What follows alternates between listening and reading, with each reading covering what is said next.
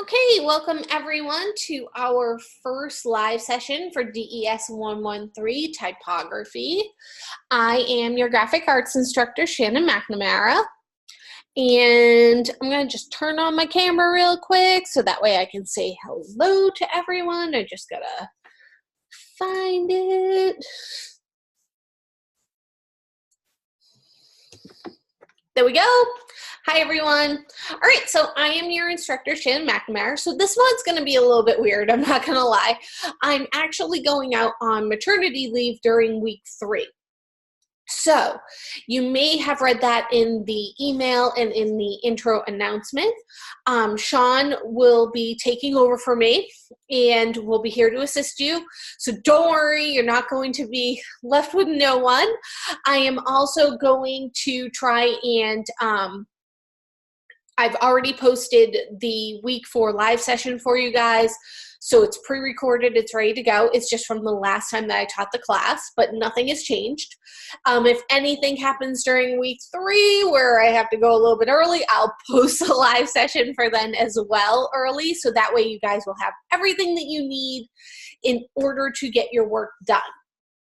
Now, with that being said, this is a super fun class. I'm really excited to teach it.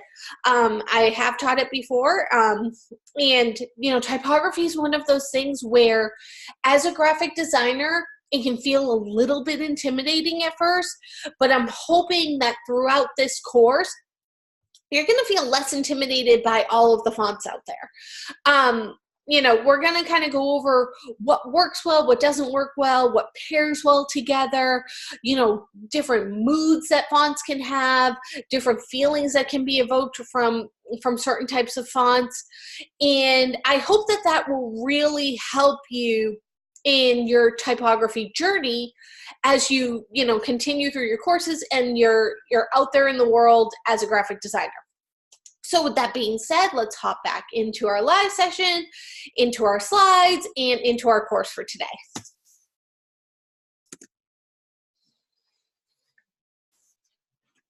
So here is our agenda for today. I'll go over welcome and introduction, some announcements. We'll take a look at the course. We're going to talk about the 5-question process for finding the right font. I'm going to do the demo of the assessment first, because I think it's a little bit more complicated than the assignment. The assignment's kind of more fun. If I have time, I'll do a demo of that as well.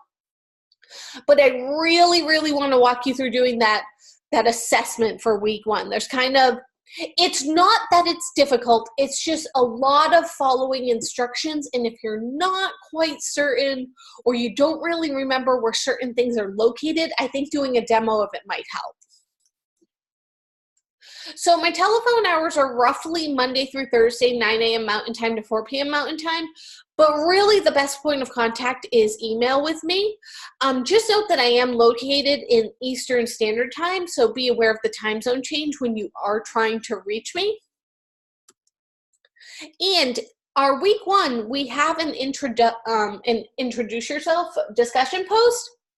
I think that these are great because you can kind of see some familiar faces. You know, as you continue through the program, you'll probably notice that you end up in the same classes with the same students over and over again.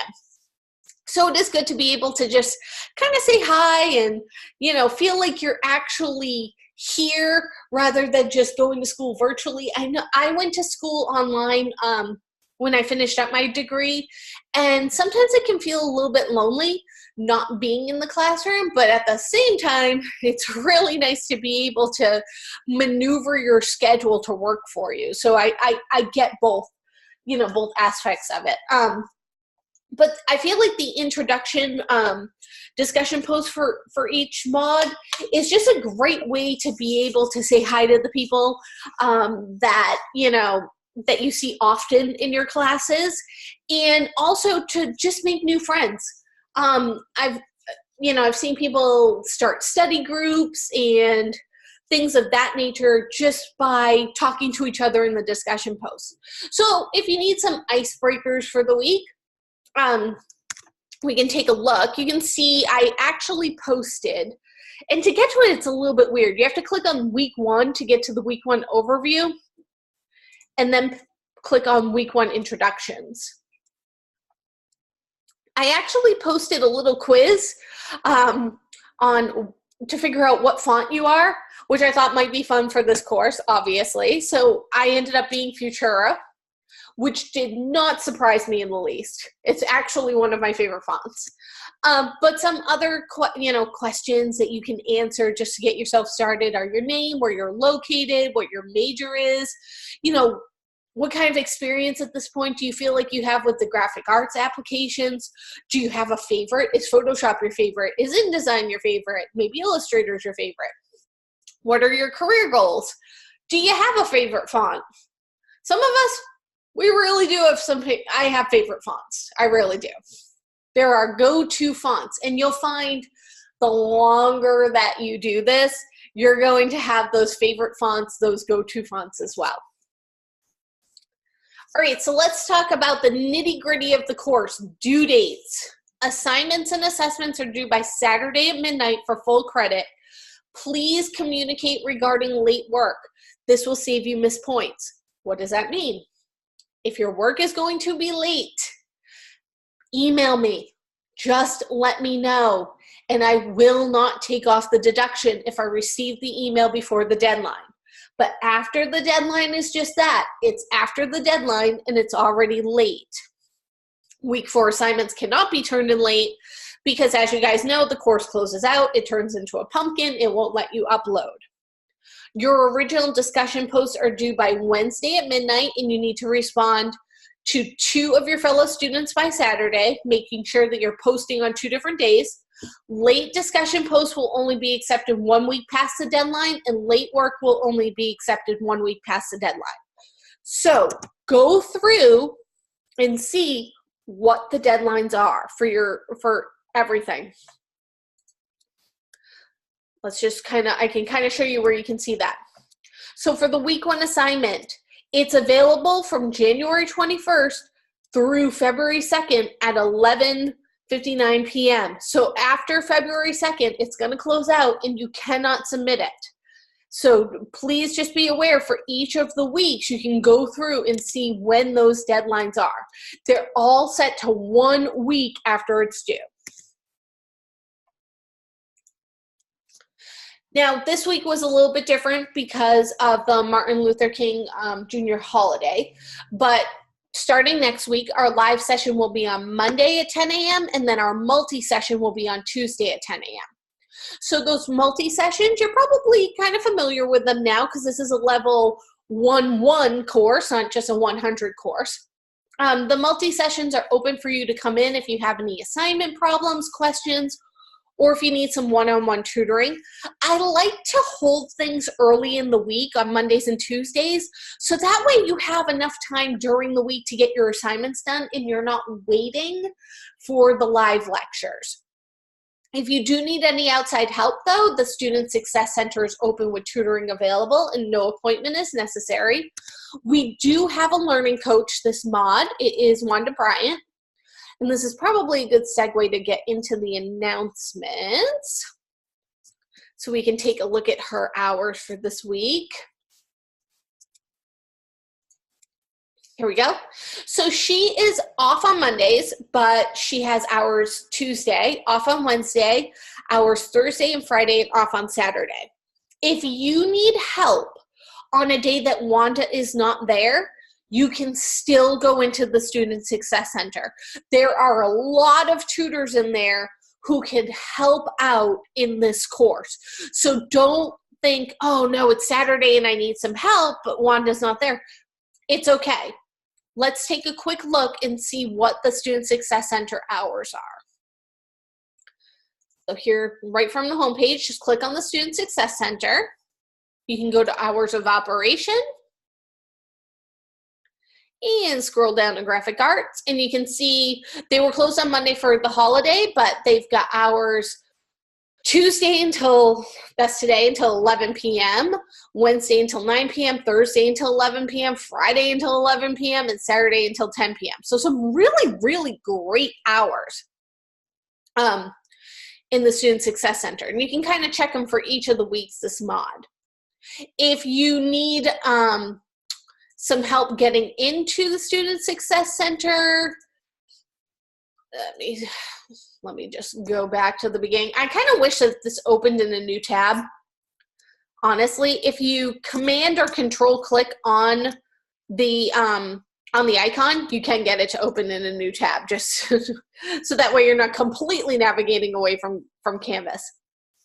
Now, to get in to the Student Success Center, what you would need to do is, if you haven't yet, go to the Blackboard Collaborate, and you can read the instructions on how to get in by downloading the installer. I will tell you, I've been in the Student Success Center a couple of times, and I actually, the first time that I had to do this, I had to like download it like 3 times before it actually went. So sometimes that does happen. It's kind of a weird, Blackboard can be kind of a weird program. Then once you've followed all of those steps, click here to enter. You'll want to put in your name and then click login. So let's see what else we have for announcements. I have some tips on having a successful week 1, and also a little announcement regarding file management. So again, some tips for a successful week 1. Number 1, look over the deadlines in the course. Week 1 closes out on February 2nd, so don't be late. Don't forget about the readings and videos in week 1. So if we go into the readings and videos tab, which is right here on the home page, you will see, you can click, it brings you right down. There is a pre-recorded lecture, and that needs to be viewed along with the live session recordings. Then there's an article about what's in a font, a type primer, what's in a letter, so you can download the PDF. And then there's also a lynda.com playlist.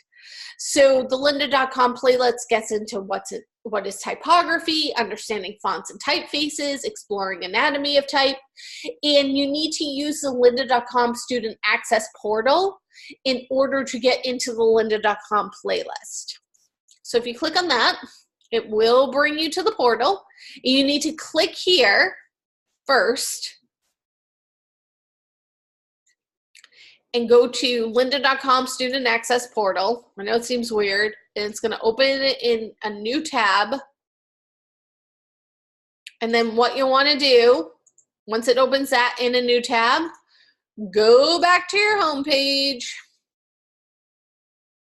go back to the readings and videos, and go down to your playlist again for week 1, and click on the week 1 playlist. I know it's kind of a weird set of steps, but that's, you know, it's better than paying for lynda.com, which is really, really expensive. So that's why we have to do the couple of weird sets of steps to get to it. So you can see that there is a course on Intro to Graphic Design and Graphic Design Foundations, Typography. So I would definitely watch the Typography one. The other one, the Intro to Graphic Design, that's more if you need more of an overview for some things that you might have forgotten.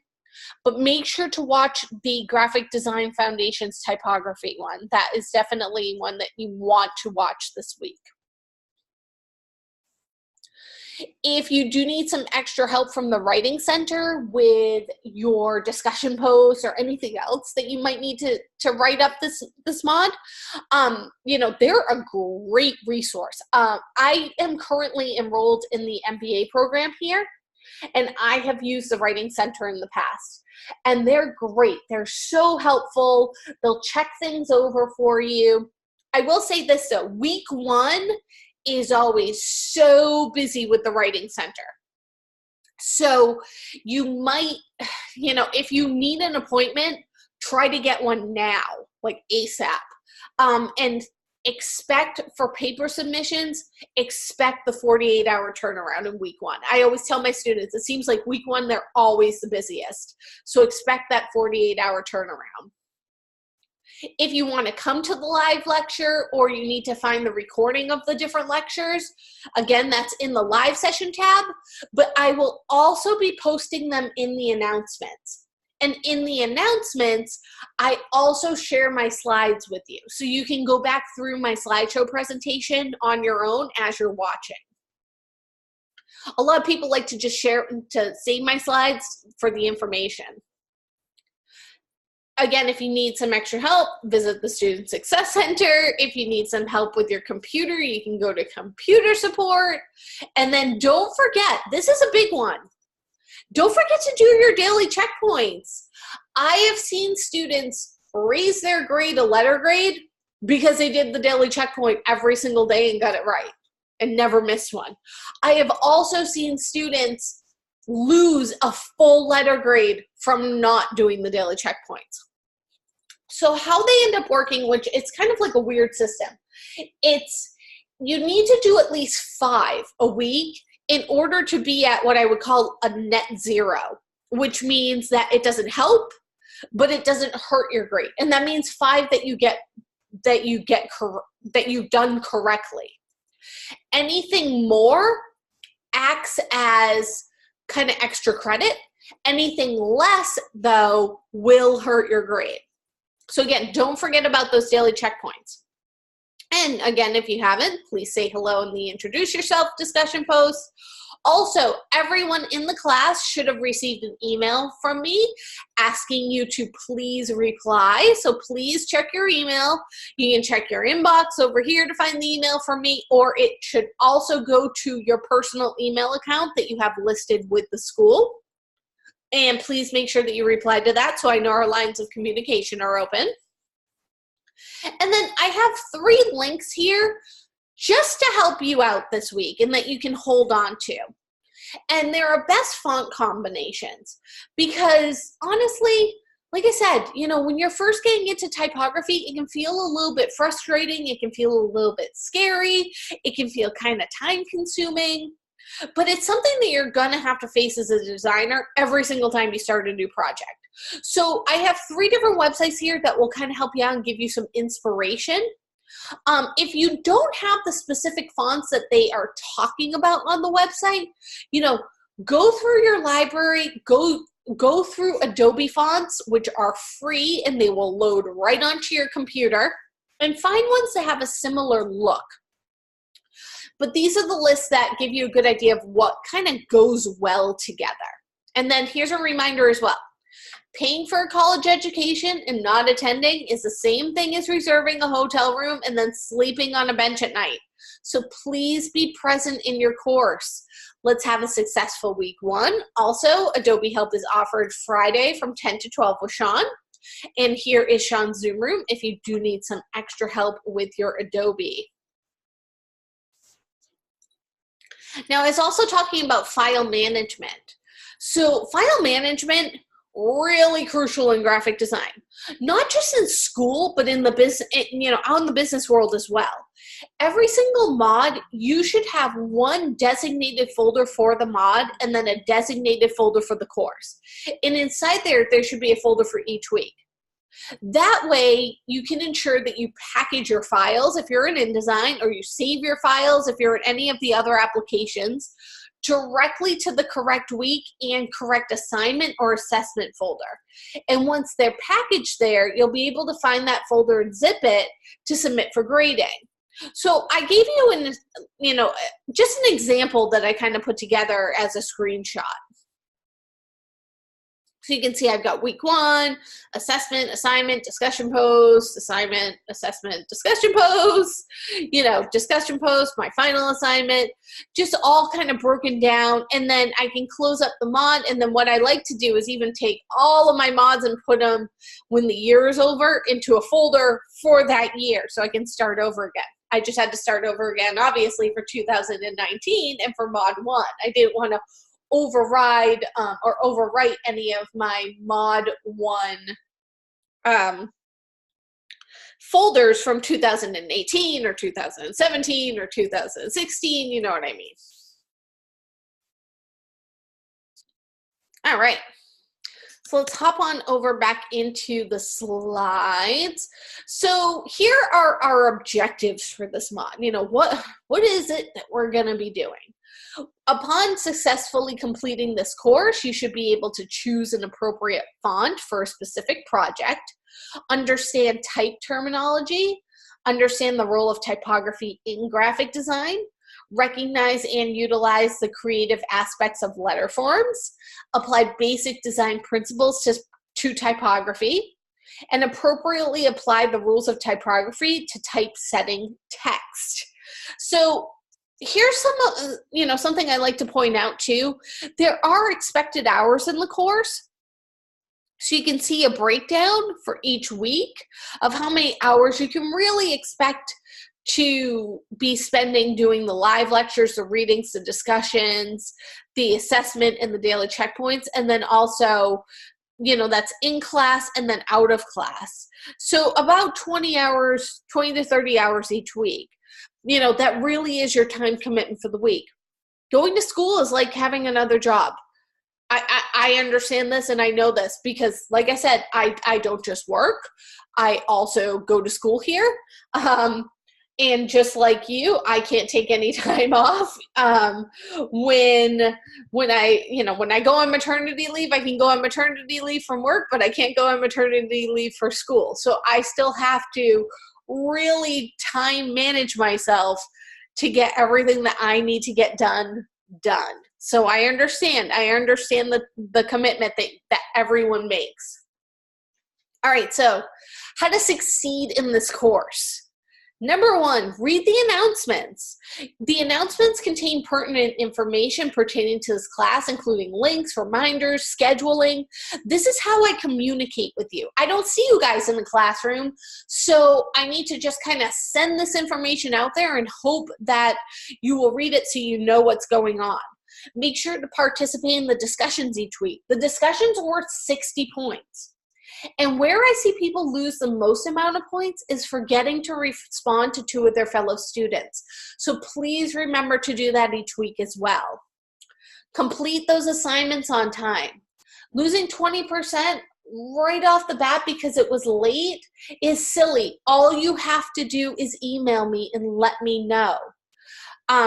And also, don't miss those deadlines. Be aware of deadlines. Graphic design is an extremely deadline-oriented industry. You can't just miss a deadline. That's a good way to lose a job. Make sure you're doing the daily checkpoints. Also, attend the live sessions if you can. I understand if you can't, but make sure that you are watching them fully. Don't just scrub through looking for the information that you might need to do the assignment, because I'm going to go over a lot of things that are going to help you do the assignments and help you later on in your career. Also, come to the multi-session if you need help. And again, communicate. Communication is key. So let's talk about the 5-question process for finding the right font, right? Because ultimately, that's what we're trying to do. We're trying to find the right font for what it is that we're designing, whatever that might be. You know, it could be a menu, it could be a poster for a band, it could be a sign, it could be a billboard. There's a right font for every situation. Here's something though that I'm gonna say that might sound surprising to you. Your computer came with a set of default fonts, right? There's probably 20 or 30 of them there. My suggestion to you: disregard those fonts. Why? There's a reason that they're default fonts. There's a reason that they just come pre-packaged with every single person's machine. You are not every single person. You're different. You are a graphic design student, which means that you are a designer. You're an artist. You think outside of the box when it comes to fonts. And there are so many resources out there for finding better fonts than what came with your machine. So my challenge, my suggestion to you, disregard the fonts that came with your machine, except for Helvetica. Helvetica is a beautifully drawn font. And there are going to be times when you might need Times New Roman. But Myriad Pro, don't use it. Any of the Chancery fonts, don't use it. Brush Script, get rid of it. Comic Sans, don't want to see it. What else I can think of off of the top of my head? Those are just some of the ones that come to mind immediately. If you want a script font, go to Adobe Fonts. Look through their huge selection of free script fonts that they have available that will load onto your machine. Chances are you are going to find a much better, well-drawn font out there than what is available on your machine, which is Brush Script, which is not a well-drawn font. So with that being said, that should be one of the questions. That should be part of your process for finding the right font. But let's think about purpose and mood, right? So you really need to establish a mood when it comes to typography. Typefaces that you select for a project, they can actually impact what people think as much as the actual message. So you want to make sure that you're conveying the right message to your viewers. Almost any web page or design project, it's going to include the use of fonts, the use of type. It might be a few words, or it might be an entire page filled with text. But you need to think about what type of mood that you want to set and what the tone is. So that way you'll ensure that your work is received correctly by the viewer. Do you want a modern look and feel? Or maybe you're looking for something a little bit more classical? Is your text being used primarily as art or in a logo design? Or does it need to meet readability standards? That really matters. Some fonts, way more readable than others. All of these are questions that you're going to have to ask and answer yourself before you select your typeface. So you want to keep in mind that each typeface on its own, it can say almost as much about the project as actual words on the page. So you need to carefully evaluate the typefaces so that each represents the project in the proper way. So when it comes to moods, if you were looking for something formal, you might use something like this, your Helvetica New. Again, really well-drawn font. If you're looking for something completely informal, you might use this font right here, this Ravy font, which is more of a fun font. So let's think of purpose and mood. A poster for the circus. Poster for the circus gets Ravy all day long, gets this one. Fun, it looks like you're gonna go, you're gonna have a good time, etc., etc. A newspaper headline about 9/11, you would use this. You would never see, the New York Times run a headline of a serious matter in the font Ravy. Again, you need to understand your purpose. You need to understand your mood. So, are you angry? Is it comical? Is it romantic? Is it techie? Is it something else? These are all of the things that you need to consider when you're thinking of, your theme, your purpose, what the piece needs to say to your viewer. And that's how we start to set up, our ideas of type and our idea of, what font to use. We need to read over the copy that we're given and think about it. All right, I'm currently putting together a postcard for a new tech company that's opening up in town. And they go in and they do, I don't know, they do data backup on your computer, and they fix things, and they take off malware, and they do something like that. I would definitely go, with more of a headline with this type of a font than this script font right here, or this font right here, which is difficult to read, this angry font. So those are the certain things that you really need to keep in mind. So again, we've got our romantic, a nice script font. Our collegiate, it looks like the letters on a letter jacket. Creepy, horror, scary, this says that. Gothic, it says it. Theatrical, historic, retro, movement. All of these different, types of fonts, when you see them on the screen, they match up to the mood that they are supposed to match up with.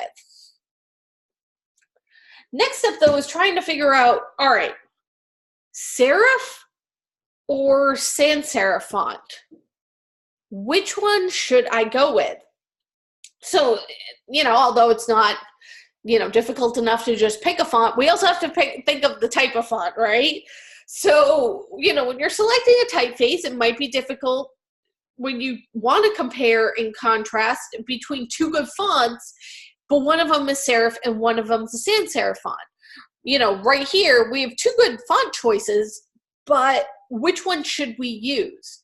So before if you're not quite sure which is which, a serif font is a font that has the little feet on the bottom. See how it's got the little feet that really ground it into, you can see it sitting on a line.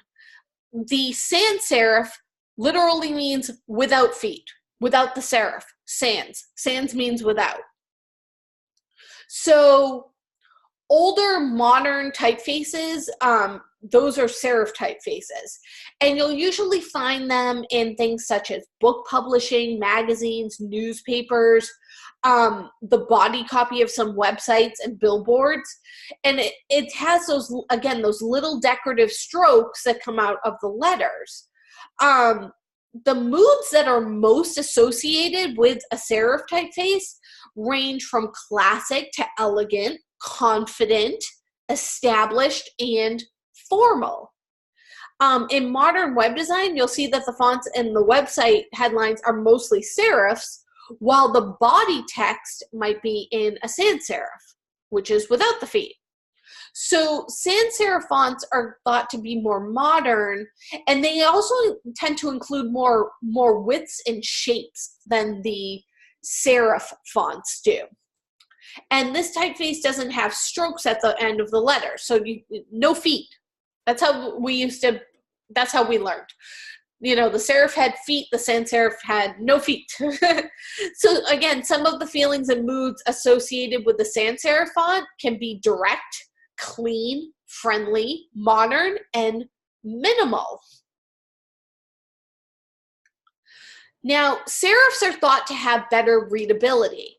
So an old-fashioned idea for serifs was based on the idea that the eye follows the line of text and the serif helps the eye move along. But people have come along and said, you know what, honestly, that's simply just not true, because the eye moves in numerous ways. It jumps all over the place. But there is something to be said about how your eye does sort of follow the feet, from letter to letter. And it really is different from person to person how every single person, reads. When it comes to, spacing between the letters, there's an argument about whether, or not serifs, whether or not you need to increase the space between the letters. And again, that's another myth. So when letters are improperly kerned, that's the spacing between the letters. It actually has the opposite effect and makes a serif end up making it harder to read. So again, you really need to pay attention to a lot of different things when it comes to typography. And it also might just come down to, Do you want something that feels modern? Do you want something that feels a little bit more classic? What is the, what is it that you're trying to design? What is the mood of the piece that you're trying to design?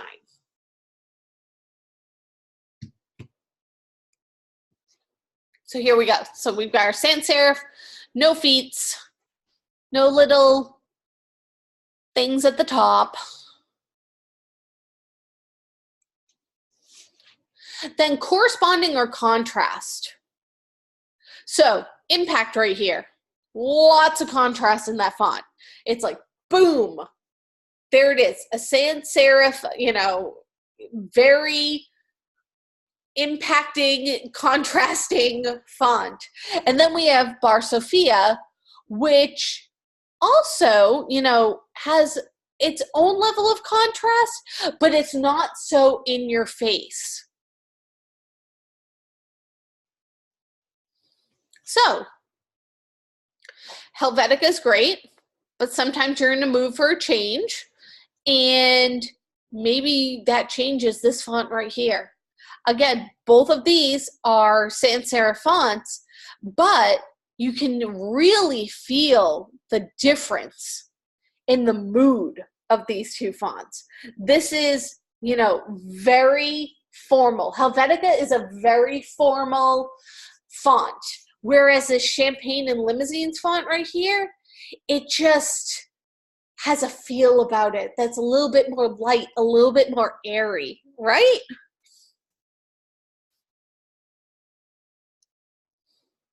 And finally, do you follow the rules or do you break them?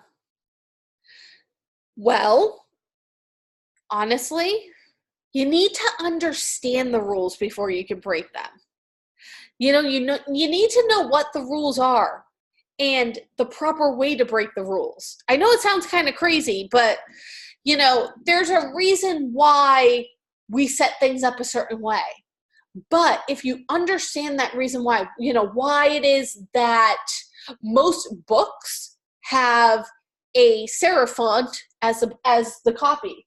Look around, look at a book, any book, if you have a book on your shelf, and open it up to any page. I'm actually gonna turn on my camera real quick just to make my point. So right next to my desk, I have Harry Potter and the Goblet of Fire, and opening it up, serif font. And one of the things that being a complete type and font nerd, that it tells you in the book, I can't remember if it's at the beginning or the end, what font the book is typeset in. Here it is. This book was directed by David Saylor. The art for both the jacket and the interior was created using pastels on toned printmaking paper. The text was set in 12-point Adobe Garamond. A typeface based on the 16th century type design of Claude Garamond, redrawn by Robert Slimback in 1989. The book was typeset by Brad Walford. It was printed and bound at R.R. Donnelly in Willard, Ohio. The managing editor was Manuel Suarez, and the manufacturing director was Angela Biola. I love seeing stuff like that in books when they tell you what font that they use, because there was a thought process that went there. And Adobe Garamond is it's an awesome, such a well-drawn font, and it also has superior readability. So you can see why that font was chosen. This is a very big book, for a youth or a teen book. It has 700 and I think it's like 40 pages or something. 734 pages. I was very close.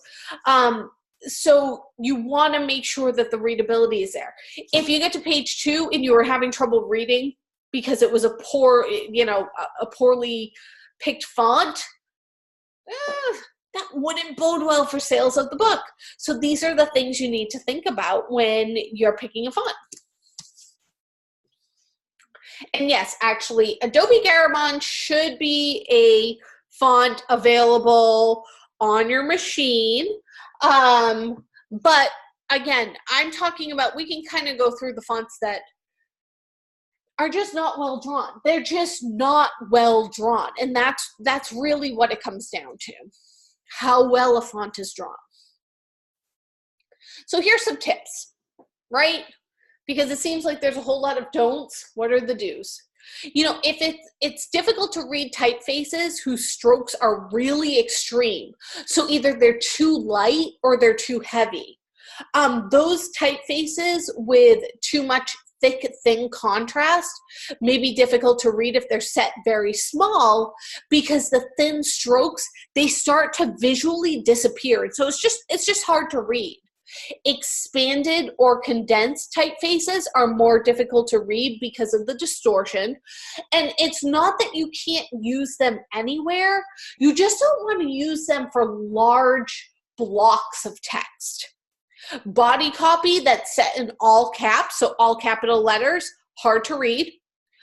You want to value contrast between type and ground. That increases readability. So type and then the background that it's on. It's more difficult to read highly saturated colors, especially when positioned on other highly saturated colors. So think of, I go over this a lot in color theory, but red text over a green background, green text over a red background. There's a reason why we don't do that. It's too high contrast colors with the text set on top of each other. And without fail, someone will always say, well, I can read it, no problem. And I say to them, okay, I understand that you can read it no problem. I really do. And I understand that there are others like you who can probably read it no problem.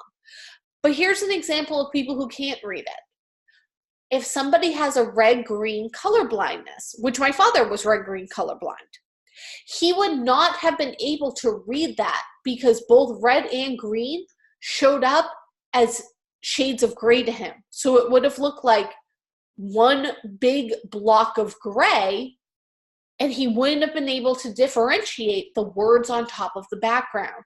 So if part of the population can't read what you've put together, then that fails as a design, because you need to have that readability. It needs to be accessible to everybody. So that's something that you gotta consider when you're putting things together. Type over images, hard to read. Small white type on a dark background, hard to read, especially on a screen. Also, people tend to read darker colors first. And a lot of people try to say like, oh, well, all right, so it's hard to read that type over the image. I'll just put a white outline on it. Again, yes, the white outline exists, but ultimately, when it comes to typography, if we need to fall back on gimmicks and tricks, which that's kind of what that is, in order to fix the readability, then there's a readability issue. So you should be able to read something without having to do a drop shadow, a bevel and emboss, an outline, all of these different, things that we can do, and I'm using air quotes right here, can do. We shouldn't have to do if we've laid out our type, if we've laid out our page correctly. And that's what I'm trying to, to push with you guys is, yes, there is going to be a time where you're going to have to, put type over an image. It's going to happen.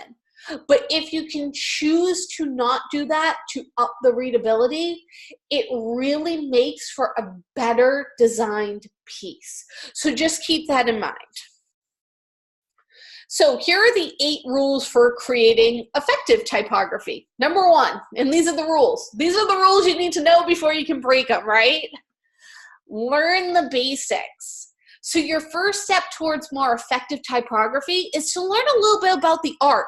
Typography is an art. It is an art form to be able to draw these fonts. The anatomy of a typeface involves very specific jargon, precise measurements. There's so much math that goes into font design. General standards that must be known and respected. And as with many forms of design, you can only get away with breaking a rule if you know it well and you're doing it intentionally to make a statement. Watch your kerning. So kerning involves adjusting the space between two letters in a given font. Note, this is separate from tracking, which will adjust all the space between all the letters simultaneously. So you might think that an expensive program like Adobe Illustrator would automatically solve all of your kerning woes for you. No, that doesn't happen, unfortunately. We still have to go in and we still have to manually kern our letters. We just do. It is what it is. So if you're not used to looking for kerning issues, the problems may be subtle, but they're there. Notice how the uppercase D in the word default above stands out significantly from the rest of the word. By default, many typefaces, especially those with a pronounced serif, can possess inconsistent letter spacing. This is usually not a huge problem in paragraphs or sentences, as the inconsistent spacing just kind of sorts of blends in with that whole block of smaller body copy. However, when you're dealing with only a few words, such as a headline or a logo, sloppy kerning can really destroy the entire aesthetic of your design. So you want to keep that in mind. Also, again, going back to that font communication, font selection shouldn't be an arbitrary process. Simply looking through your entire library to find a font that you like will rarely produce an effective result. The reason is that there's an inherent psychology associated with certain types of fonts. So if I ask you, well, why did you choose that font? And you say, I don't know, I like it. That's the wrong answer. It really is. Because a font needs to serve a purpose. It's a utilitarian tool. It's like a hammer serves a purpose and a screwdriver serves a purpose. Certain fonts serve certain purposes. A script font is not going to work well for a wrestling match. This font, which is Cooper Black, is not going to work well for your wedding invitation. This does not say a formal dinner to me. This does not say a hair salon. It says the 1800s, and I'd be scared to have my hair cut there. So those are the things that you need to think of.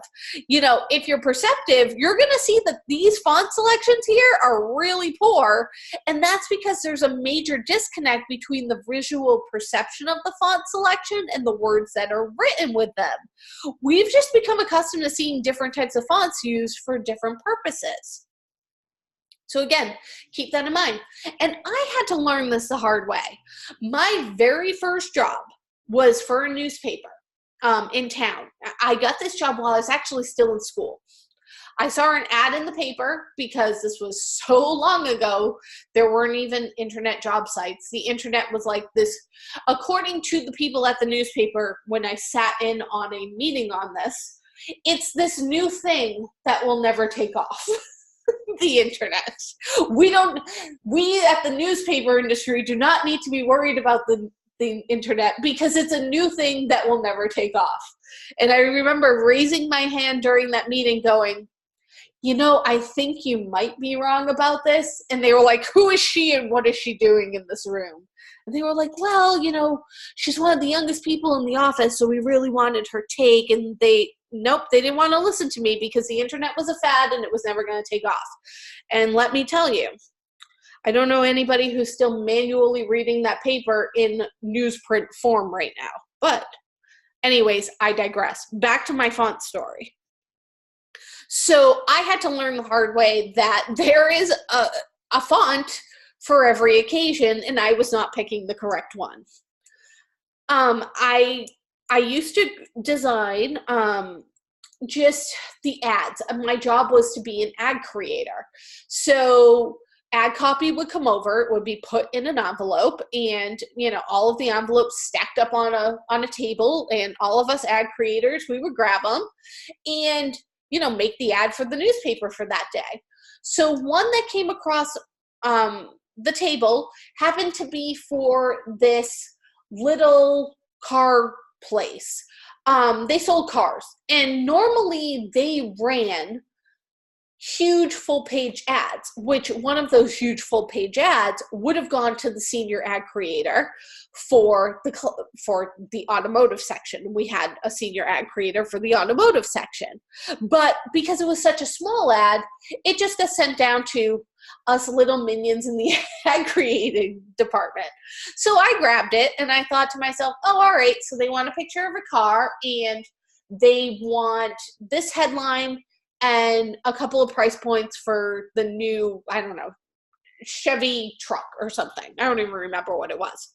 I don't remember what kind of truck it was, but I remember the wrong font that I used. And this was back in 1998. And it was such a learning moment for me that I remember this. So I sat down to design this ad, and I picked for the font, this font called Tecton, which I will show you, which is available in Adobe Fonts.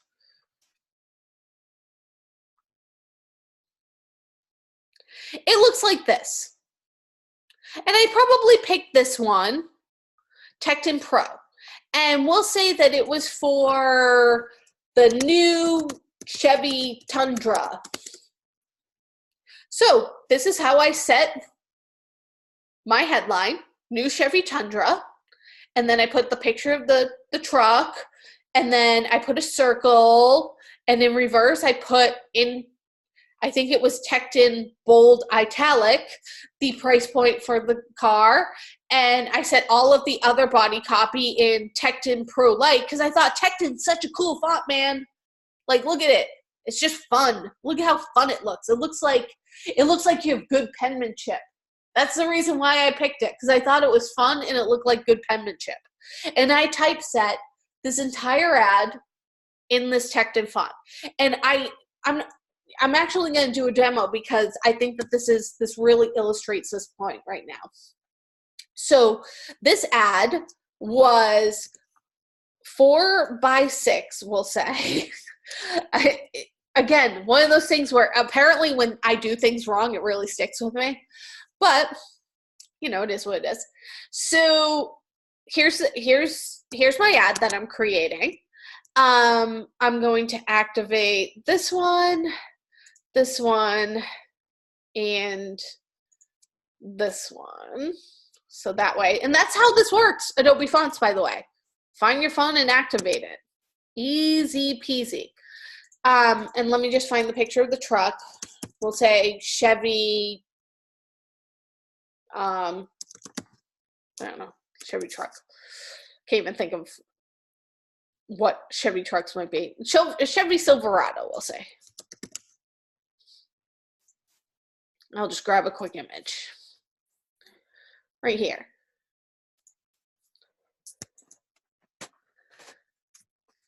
So here I am, setting my ad.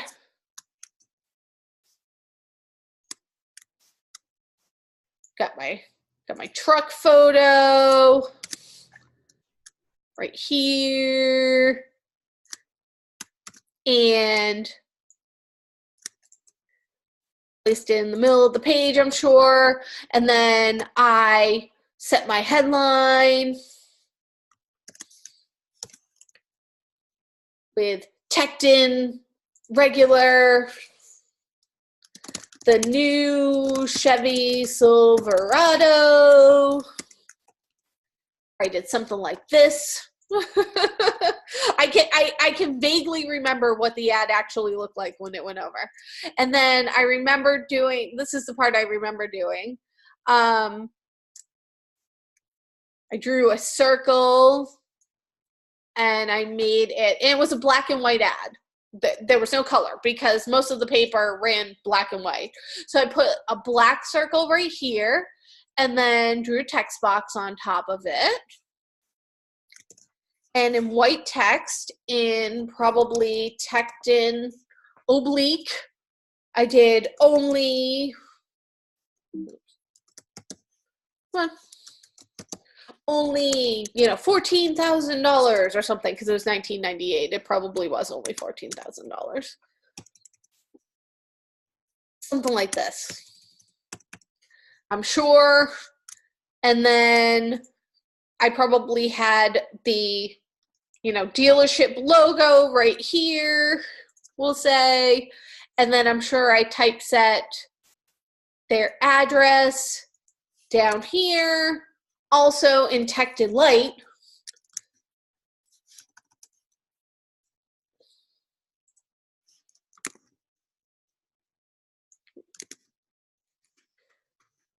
And they had no, you know, no website back then because the internet was only a fad. And it probably looked something like this. And then I believe I also, just to really tie the whole thing together, I'm pretty sure I did something weird where I put a border around the entire ad that was squiggly, like a wavy, weird border, because nothing says truck dealership like an ad like this. So the sales rep, you know, who got the proof before the customer did, thank goodness, said, oh, okay, and brought it to the person, the guy who actually designs all of the big full page ads. And he could have came over to me and he could have been rude and he could have said, hey, you know what, this is not how we design a truck ad, do better. But he realized I probably didn't know. You know, I was still learning. So he used it as a teaching moment.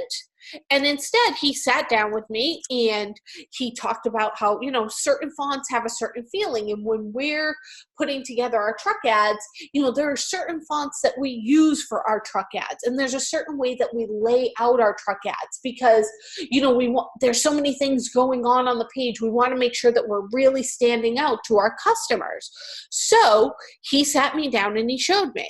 And he said, you know, for something like this, you know, the new Chevy Silverado, he's like, what I would probably use, he's like, I would probably get in there and, oops, let's see. Oh, my fonts, please. You know, probably use Helvetica 96 black, you know, and I would change the, you know, make it smaller, make new, all caps really stand out, and, you know, Chevy Silverado really stand out. Probably all caps, you can lose the exclamation point. You know, really make Chevy stand out. Let's bring Silverado up and just really like that. See how much that stands out a little bit better? And then he said to me, he's like, you know, all right, we want that price point to stand out too because they're on sale right now. So again, probably going to use a Helvetica. This time he's like, you know, Helvetica 95. Again, nice and bold. Really stands out. Do something interesting, like make the $ a little bit smaller. Move it up a little bit. You know, take the word only. That doesn't need to stand out as much. He's like, you could have actually left only in that font. You know, just make it a little bit smaller. Maybe move it over here, you know. Center it right above the word 14 or the number 14. Do something like that. Make your circle into more of an oval. You know, he really like sat down with me and like figured it out.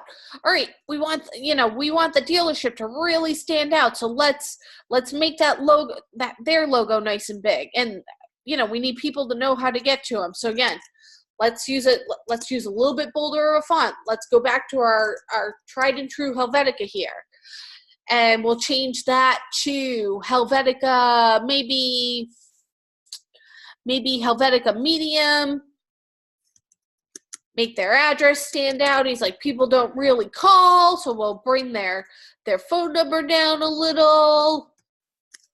Want to make sure the people know how to get there. And there you go. And then as far as this border here, we can have a border, but I don't think a wavy border is the way to go. Nice, bold border.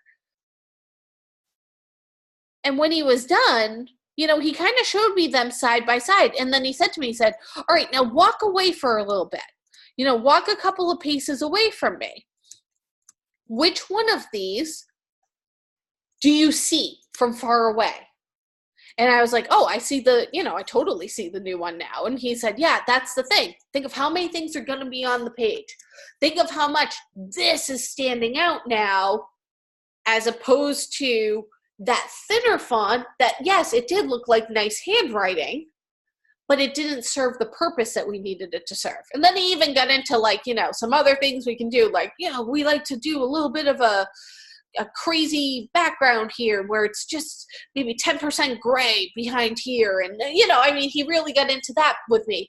But the thing I remembered the most was I didn't pick the right font for what it was I was designing. My font didn't match the mood. And once he showed me a font that does match the mood, it made so much more sense. As soon as I saw it on the screen, I said, oh, all right, that makes sense to me now. I completely understand why it should be designed this way.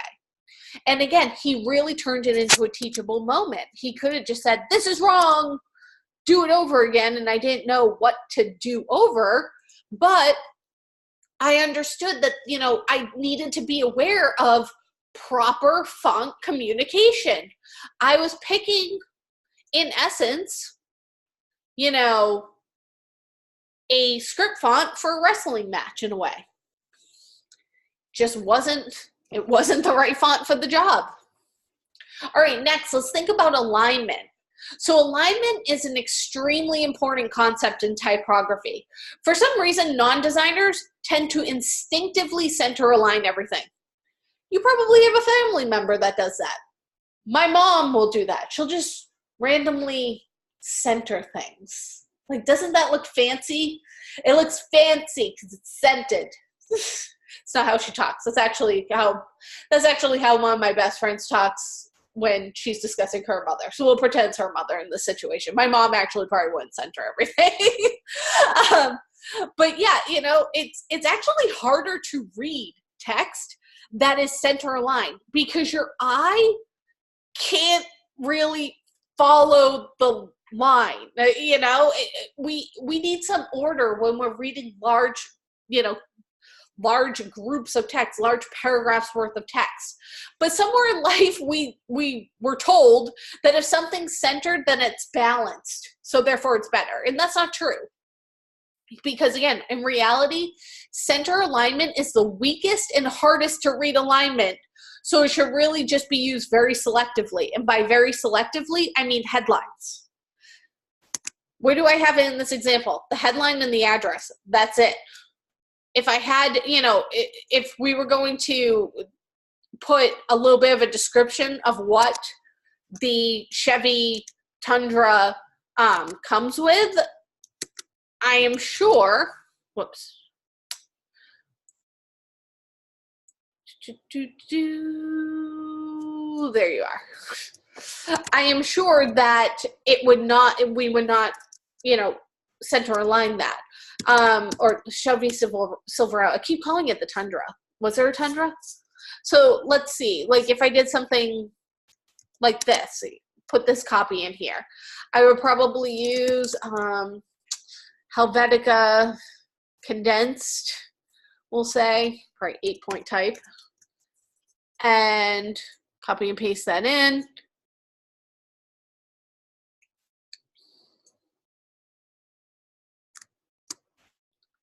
I would do something like this.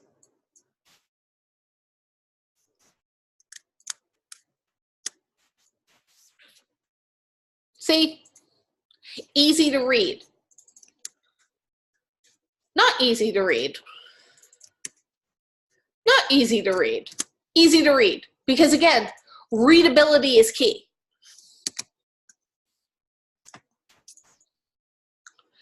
And we're not just anybody. We're graphic designers, right? So we do things correctly because we know to do things correctly.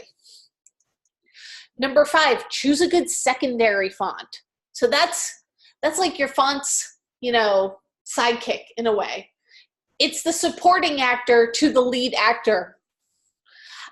You've chosen a primary typeface, so next you need to choose another font that's going to accent it. And this is opposed to a font that will conflict with the primary choice. So there are several problems with the first example right here. First, the types of fonts that are chosen are very poor right here. The supporting font is actually more ornate and harder to read than the primary font. So at a smaller type size, you're losing the legibility right there. And that ends up detracting from the primary font. So that needs to be avoided. Also, even if the first problem wasn't an issue, the two fonts are similar. They're too similar in thickness to be used together. You don't have that good contrast. So even though they're drastically different in style, they have a similar stroke weight and it doesn't provide enough visual contrast between the two. This just works better. The second example uses more appropriately contrasting fonts. There's a thinner, simpler font for the subtags. It's not taking away from the primary font. Again, it's a great second in command. It's a great supporting actor to your lead actor. Number 6, size matters. So these both say the same thing. Which one did you notice first? Ooh, win a trip to the Bahamas. You probably noticed this one first, right? They both say you can win a trip for 4 in the Bahamas. This one, win in the Bahamas. That's all you had to see immediately to go, really? Win a trip. It's the middle of winter. I want to win a trip to the Bahamas. It's about 3 degrees here right now. So when you're making a headline, you need to grab the reader instantly. You've got about a second or 2 at best to get someone's attention in the print world. A second or 2. And that is at best, if you even have that second. Stop and think about that. So if you miss that opportunity, you've lost your customer forever. They flip to the next page. I don't see this. I flip to the next page. So what this means practically is that when you're creating a headline, don't simply type it out. You need to design it. Headlines need to be designed. Going back to my example, see the new Chevy Silverado. This is designed. It's not just typed out. Before, it was just typed out. That's all I had done.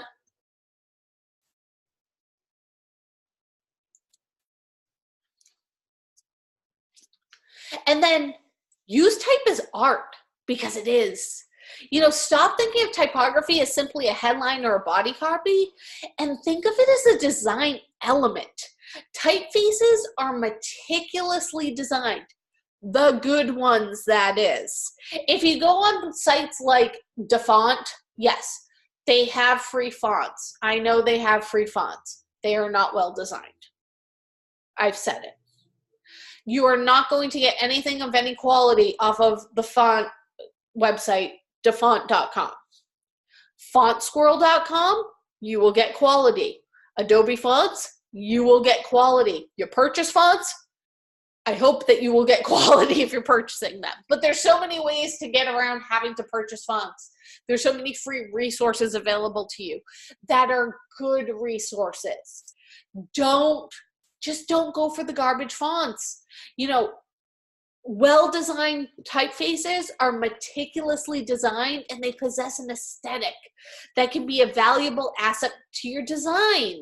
So again, this of course goes beyond building faces with the letters, which we're going to do this week in our assignment.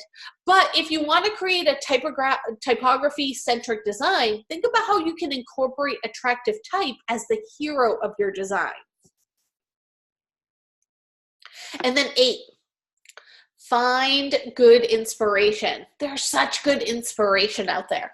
One of the best places now to look, Instagram. Yeah, seriously, Instagram. Go into Instagram, right into your feed, and do a search for typography under tags. 10.6 million posts. You can follow it. I'm following it right now. And you can just take a look at some of the beautiful typography examples and inspiration that you can find there. And, just, oh, it's so great. You're on your phone anyways. We're always looking for things. It's one of those, it's just another reason that social media, for all of its problems, honestly, is a great tool to find that inspiration. So the best way to learn to create effective and attractive typography is to find and study some existing examples. And there are so many good and bad examples out there. You can go to your nearest fast food joint and you might see both good and bad examples, honestly, of typography choices. Keep a lookout everywhere. Take pictures if you see something. I do that all the time. My mom, me and my mom, I'm using my mom as an example, but me and my mom go out every Friday. That's why I take Fridays off, because Friday is her day off. And we go out and she's constantly like, why did you just take a picture of that for? And I'm like, oh, it's a great example of type that I can show my students. And she's like, oh, to her, it's just kind of just words. She's not an art person. She's a nurse. But to me, I see, the way that this font is drawn, and I always try to explain it to her, and she's like, yeah, whatever. But, do it. Like, take some, if you see something that looks awesome, take a picture of it. All right, so here's some common mistakes in typography. Do you have text that's too close to the edge of a page? Use your margins. Too close to the edge of other items, graphics, pictures, etc. Everything needs breathing room. Your design needs breathing room. It should, your elements need some padding around it. Think of, wrapping your images in some bubble wrap before you package it into the design. You got that buffer there where the fonts aren't going to run up against it because it's wrapped up nice and neat in some bubble wrap. It gives it a little bit of spacing, a little bit of padding. Text is unreadable over the background. So that could be dark text on a dark background. There's no contrast. Light text on a light background. Again, no contrast. Or text over a multicolored background, and that can include images. It's hard to read. If it's hard to read, it's not working. Right there. If I can't read it, it's not working. All caps in the body text. Hard to read. Not just generally a bad idea, all the time a bad idea. And if that font only comes in all caps, pick a different font. That's all there is to it. Too much use of handwritten fonts. Again, as a headline, okay, maybe as a call to action, maybe in a burst, something small to stand out, not as your entire body copy. It's hard to read. I don't want to read somebody's handwritten letter or their handwritten homework. There's a reason why I want them to type it out. Readability. Inconsistent spacing after paragraphs. That means that maybe one paragraph has a nice space after it and then the next one doesn't. So you want to keep your spacing nice and even. You're using too many effects on your text. Blur, shading, blends, bevels, shadows, gradients, fills. Oi, too much. Outlined body text. That's that body text with, again, the white outline, or it's white in the middle with a black outline. Hard to read. Or your body text is just too large or too bold. Too bold can be difficult to read as well. Your text needs to be all about the readability, because ultimately, if your message isn't getting across, your design isn't working. So here's some great links for you. Some of the basics and choosing. I've given you the AIGA blog for Type Tuesday, Adobe Talks on Types, and then making fun of designers and posters. All right, so let's get into our assessment for week 1. I really wanted to really go over this with you. And actually, you know what? Let's start. We'll talk a little bit. Let's just go through what we need to do this week. Let's start our discussion, and we'll work our way through and just go over our objectives for everything, so that way you have a full understanding of what we're looking for this week. So in our week 1 discussion, we're going to be talking about the value of classic fonts, which if you're looking for a font, this list right here is a great list to start with. Take a screenshot of it, copy and paste it somewhere, put these fonts on your machine, every single one of them. If you can't figure out a font to use one of these fonts. These are all well-drawn, classic type families. Use them. Use them often. Fall back on them. These are great default fonts. Great default fonts. I've been doing this for over 20 years. I still use those fonts all the time. What's on here? Garamond, the font from the Harry Potter book. There it is. Well-drawn font. So understanding the background, development, and history of type design and the features of some classic fonts will give you an appreciation for the history of typography, print, and graphic design in general. As type designer Dmitry Kirsanov says, to be font literate, a designer has to study the history and the principles of font design. These studies will make you more aware of the qualities of a well-designed font and will help you make wise choices for your projects and your clients. Here's our background for this week. All fonts are not created equal. In this age of digital design, software programs and other technology makes font design fairly easy.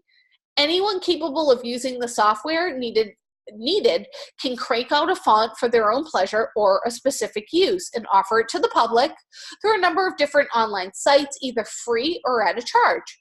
In the early days of typesetting in print, font design was a much more difficult and labor-intensive process than it is now, and a fontographer was trained just to create fonts.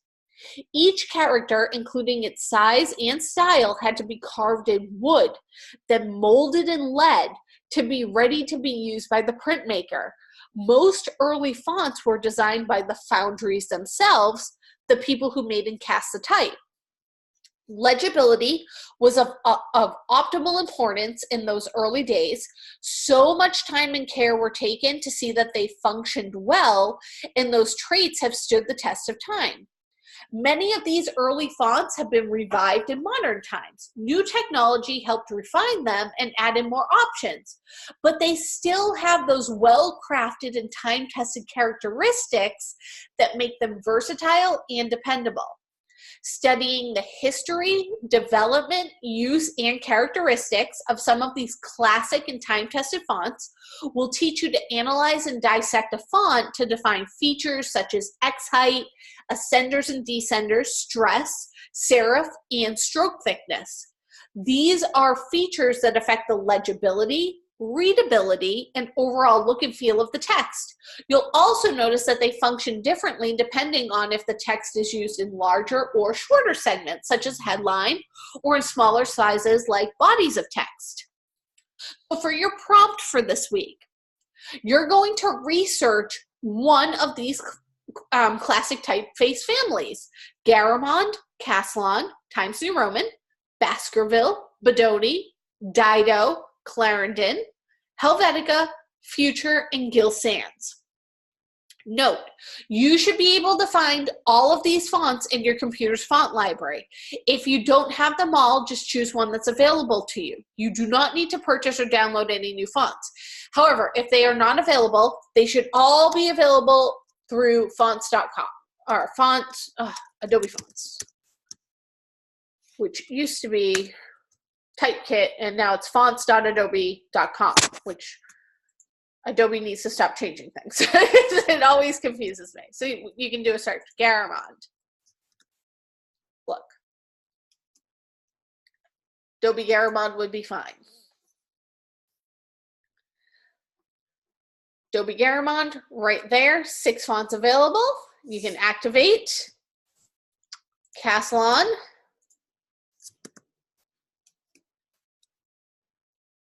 I would go with Adobe Caslon, which is Adobe Caslon.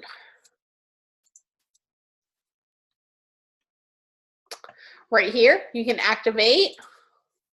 Times New Roman, that should definitely be on your machine. Baskerville. This one, the PT one, probably. Oh, maybe, yeah. Or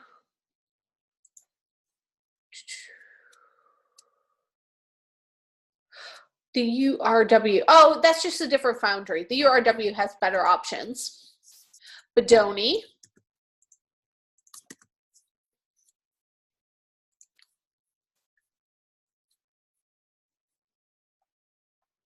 There we go. So if it's on fonts.com and it shows it as free, you can activate it and put it right, it'll put it right on your machine for you. It's the beauty of fonts, of Adobe Fonts. Dido.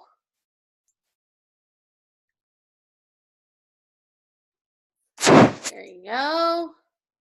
Clarendon.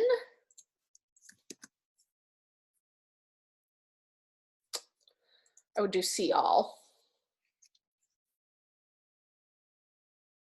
URW wide Clarendon text. This one has 30, 20 of them to buy. So I would choose the 10 free ones, which you can see are right there. Helvetica, this, you know what? A lot of people have said the Helvetica is not on their machine.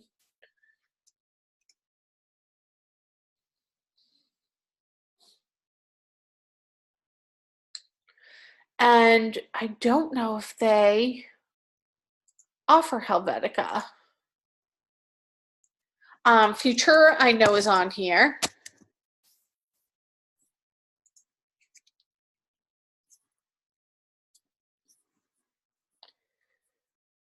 Right there.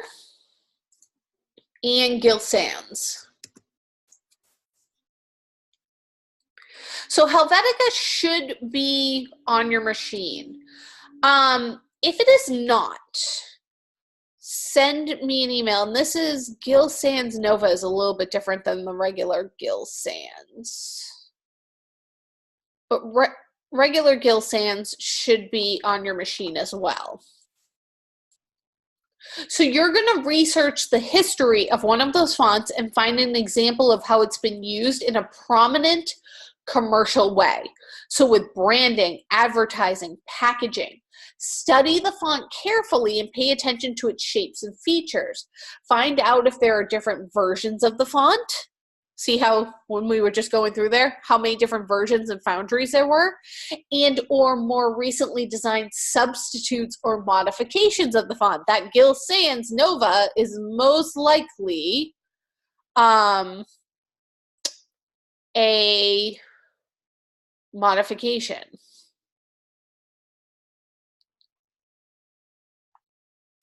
I'm not 100% certain, but it seems like it is. Study the font carefully, pay attention to its shapes and blah, blah, blah. All right. So number 1, name the font and its designer and when it was created. Number 2, embed a screenshot of the commercial example that you found in your post. So to do that, go into your account, okay?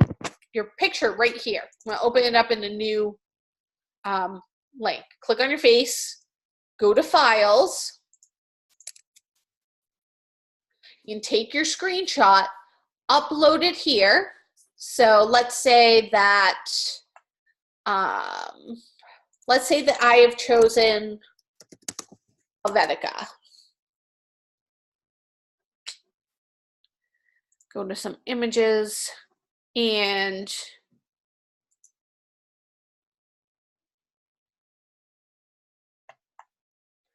Helvetica movie poster. There's actually a movie on Helvetica, which is awesome if you can ever find it. It used to be free, and it's just not anymore.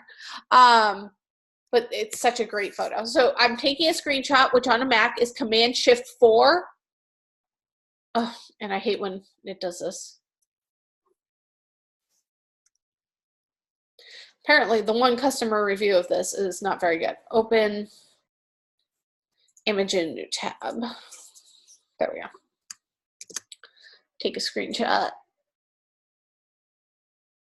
And in my files, I'm going to upload that screenshot.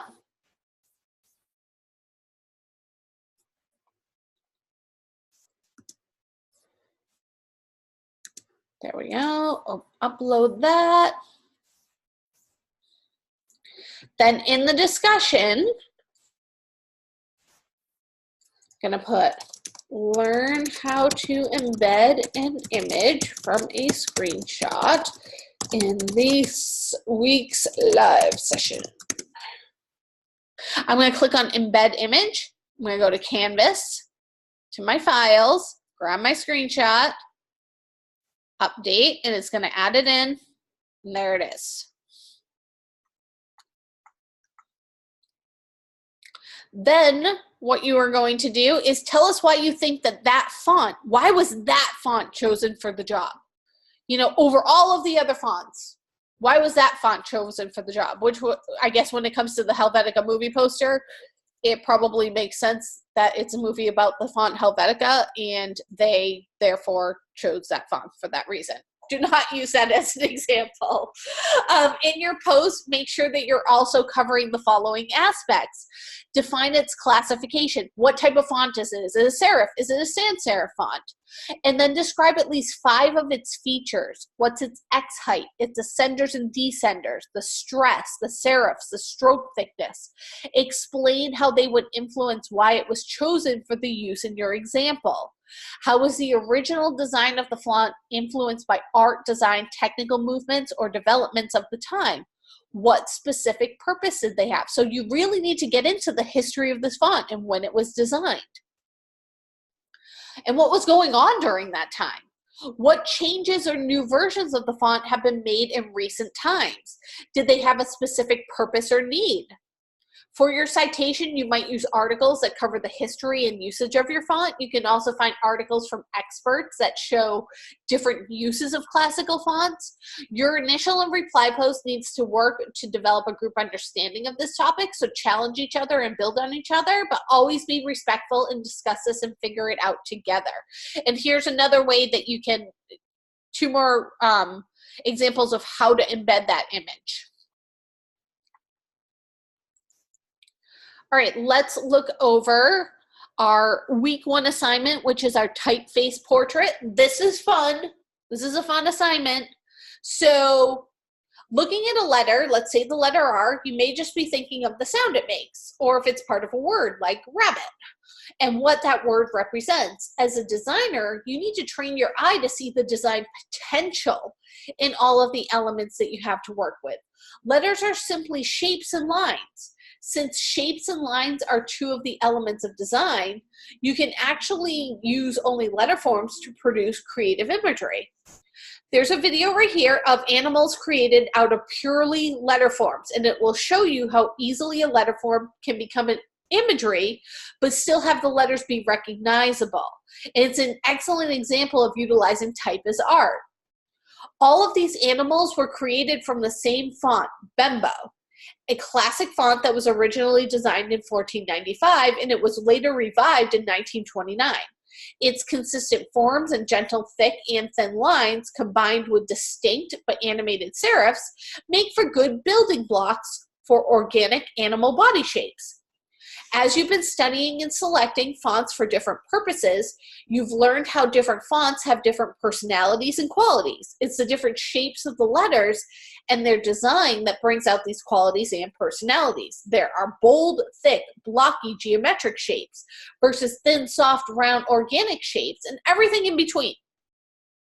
There's also family traits. Studying different font families and different classifications, we can see that is the characteristics of the letter anatomy that influences how the font works and talks. These specific qualities can be likened to family traits that come out a little differently in each specific font style. Distinguishing these font characteristics helps define the quality of its personality. Using the analogy of the family, we can relate each font to a specific family with a family name, such as Minion, Bedoni, or Futura, compared to Smith, Jones, or Adams. Each family in turn will have several family members or styles, like Father Bold, Mother Book, Sister Italic, Aunt Condensed, Uncle Light. You can see where we're going with this. Looking at each of these type styles, the personality shines through and will influence anywhere it is used. So for this assignment, you will create an abstract portrait or illustration of the typeface you researched for your discussion. And here's this list again, and I just showed you everywhere where you can get them. If you picked Helvetica and you don't have Helvetica, please email me early in the week and I can try to share my Helvetica with you. From the fonts listed, look up the font you researched so you can see all the characters. Carefully study all of the characters of the font to distinguish and analyze the different shapes and forms of your chosen typeface. Consider how the lines, shape, and weight of the letter forms affect its personality and use. Is it old or is it young? Male or female? Compliant or domineering? Elaborate or simple? Try to capture those qualities in the face you create. And you're creating a face. It has to be a face. It has to be a face, and it has to be one of these fonts. Just keep that in mind. If you would like to focus on one specific style of the font, like medium condensed or bold italic, you can do that. Or you can keep it more general and use any of the several styles. You need to follow these guidelines. You need to use Illustrator and set up an 8.5 by 11 document portrait, so tall, not wide. You can only use characters from your chosen font, including glyphs. You can use the shapes of the characters to create the stylized features of the face, and you can experiment with the angle, either front-facing a profile or at an angle. Do not use type on a path to create lines or fill in areas with type as a texture. So keep that in mind. For this assignment, you're to use shapes of the letter forms to act as the lines and shapes of your illustration. You can't distort or stretch them in any way. So that means that the font needs to stay at 100% horizontal and vertical aspect ratio. Don't stretch it tall. Don't make it fat. Use black and white only, no color. And then below the portrait, type out the name of the typeface in the chosen font and arrange it neatly on the page. So that's part of your design. Save the native Illustrator document and a PDF version for the submission. So you're going to submit to me the PDF, not the AI file. There's a couple of examples that you can look at just to get an idea.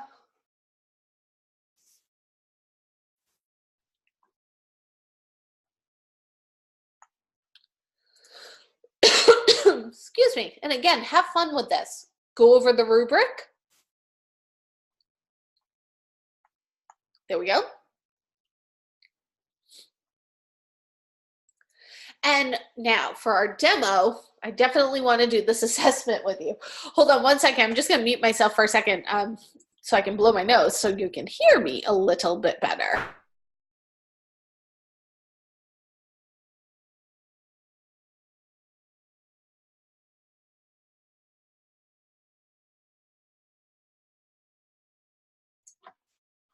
Right, there we go. Sorry about that. All right, so this is the demo I want to do, just because it's not that this is difficult. It's just that there's a lot going on the screen, and it might seem a little bit confusing to some people, whereas the assignment's more fun. And I dislike doing demos where you need to be creative and come up with your own thing, because sometimes when you see something be designed, it's hard to get an idea of how to do it differently. and not follow along exactly, but this is something where you actually need to follow along exactly. So that's why we'll do this. All right.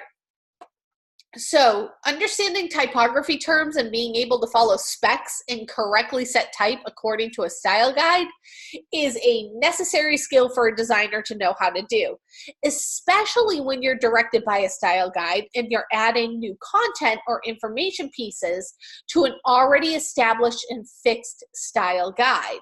Knowing the professional typography terms and tools are a basic sign of a design professional and will make you comfortable in a professional design setting. And you may think to yourself, do we really have to do that? Again, back to my example at the paper.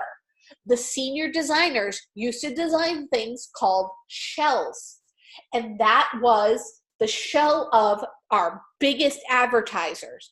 And the content within that shell would change from week to week, but we had to follow extremely specific specifications or specs for the fonts that we use, the font size, the leading, everything. So that was, that was our style guide that we had to follow. So this is something that you will have to do. So let's talk type terminology. Type terminology is used to describe the anatomy of type, as well as the relationships within type and text. Most of the terms used in typography stem from the early days of printmaking and refer to physical measurements, objects, and tools used by the printmaker. Some have been added later as more automation has been incorporated. Today, when almost all text is originated on a computer, we have many helpful and quick tools in the software that we use that will make sure the type is consistent and set appropriately for its purpose.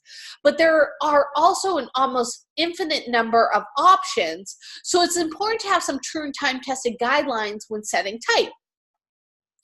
The term typesetting or setting type comes from the early days of printmaking, when each character was created in a lead or wooden block, which in turn was lined up and set to a certain specification, such as size and leading, a term which comes from the pieces of lead that were used to separate the lines of type.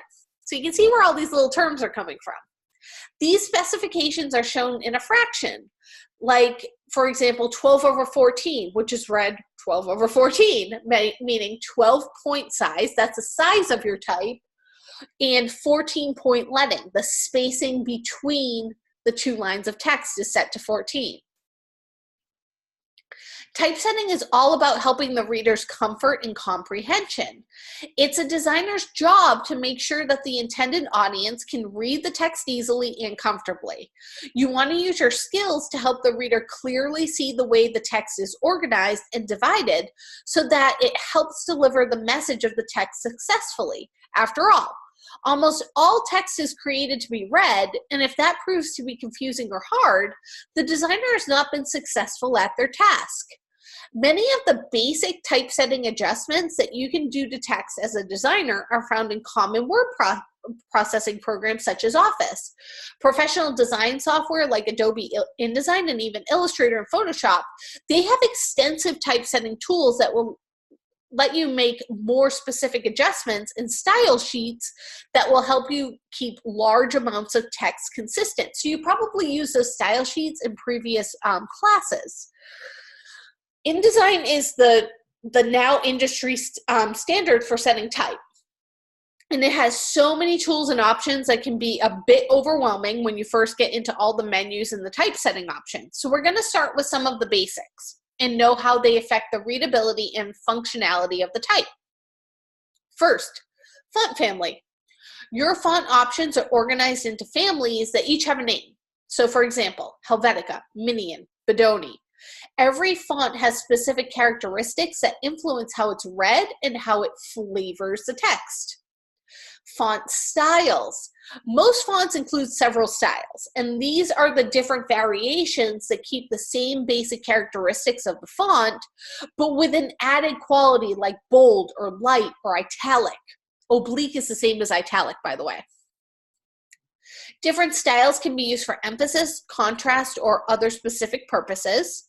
Then we have the font size. So font sizes are measured in points.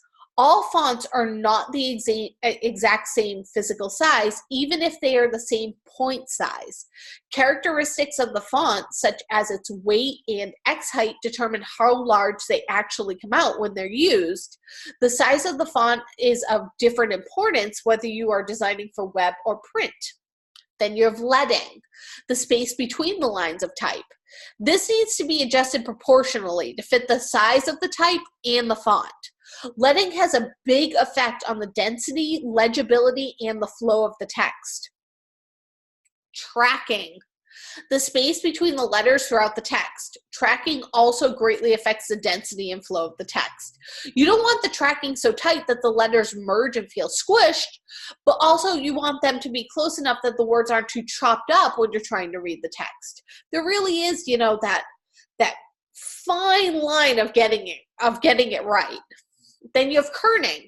That's a space adjustment between two specific letters. It may be needed to even out the spacing depending on specific letters in the font, mostly in larger text. Then we have alignment. Left, right, or justified alignment refers to the side which the paragraph is evenly aligned.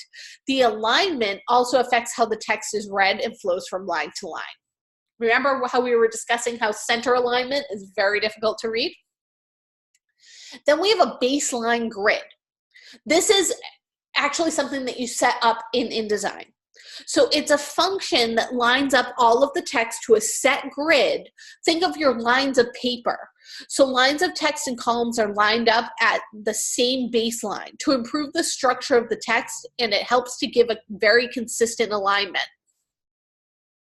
Then we have line indents, and those are sometimes used as paragraph separations to conserve space or if the paragraph content is closely related. You want the indent to be noticeable, but not to interrupt the alignment too much. And then we have drop caps, a larger letter at the beginning of the text that drops down below the baseline of the rest of the text. Drop caps can be a good indicator to a reader of where to start reading an article or a new chapter. You probably see them in books a lot and in magazines. Drop caps should only be used in the first paragraph of text, not in every single paragraph, just the first one. And then bullet lists. So those can be indicated by a bullet, a number, or another symbol. You want to be sure that the space between the marker and the following text is not too large so the reader loses the connection. So for this assessment, you're going to be setting up a page of type with some very detailed specification, and the type is here for you to download. Copy and paste. You're not retypesetting this, by the way. So click here to download it.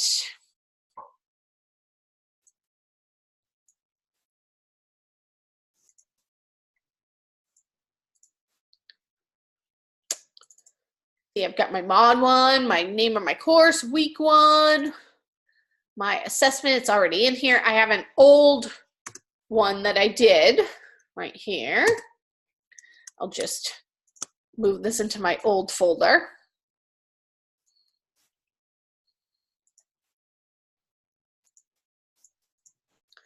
And I have the art of typesetting right here. I'll just copy this in just to make sure I have the right version. So we're going to use InDesign for our assessment. For our assignment, we used Illustrator, but for our assessment, we need to use InDesign. And we're going to follow the specifications that were given below exactly, because we're not graded on any creativity for this. Only that we followed the directions. That's all you're being graded on. So using the fonts listed below and referring to the typography terms listed above, you're going to set up your document and typeset the text in the following specifications. In InDesign, we're going to have an 8.5 by 11 document, a portrait. So let's go into InDesign. I can close out my Chevy Silverado ad. New document. Go to print. It's usually the easiest way to start, and start a 8.5 by 11 letter. We need a margin of 0.5 inches on all sides. Got it. I need to have 2 columns with the default gutter. So my column right here, my default gutter would be 0.1667. And then I'm also going to set up a baseline grid. I have a headline and Arial narrow bold, 61 point. My body copy is going to be in Times New Roman. I need to have a drop cap, a subheading, and bullets, and a byline. All right, so let's just make this, and we'll set up our baseline grid first. So let's create this. It's just a one-page document. Keep that in mind. No bleed. See? No bleed. So to set up our baseline grid, you want to go to up where it says InDesign CC and go to Preferences and go down to Grids. And here's a hint.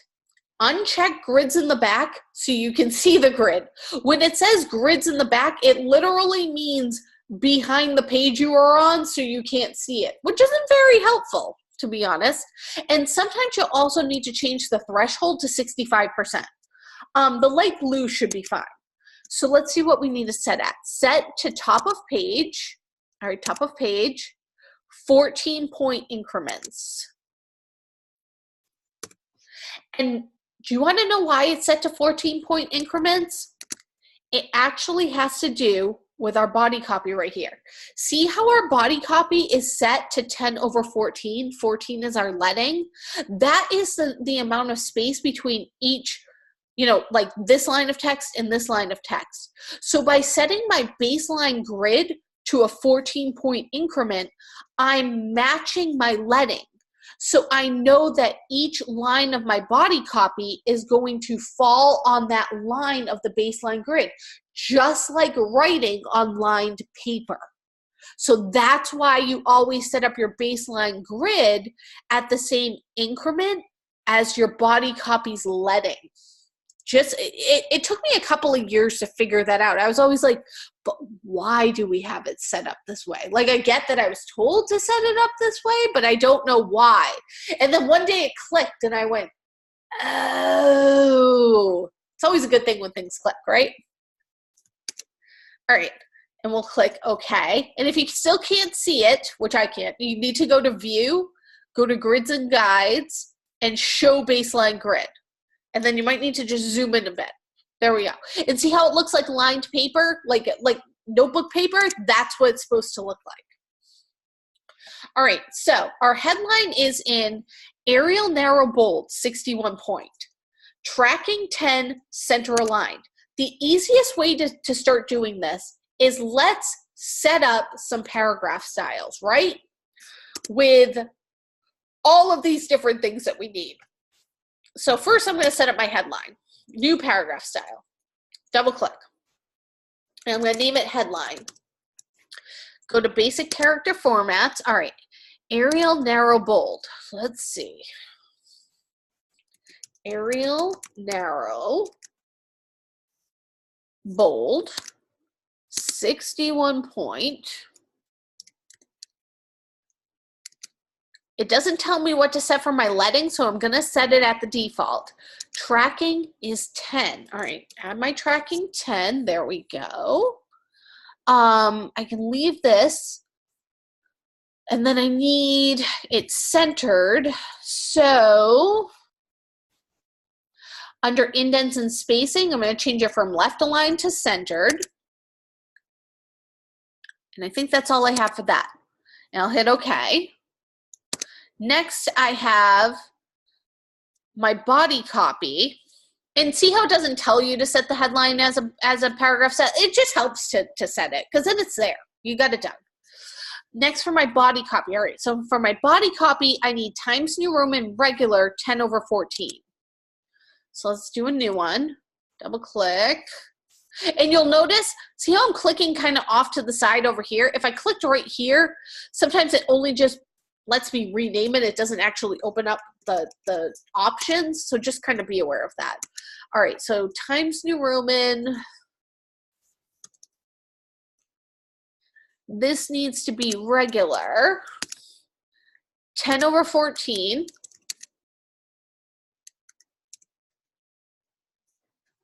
My tracking, it doesn't say anything, so change that back to 0 because it was basing it off of my my headline.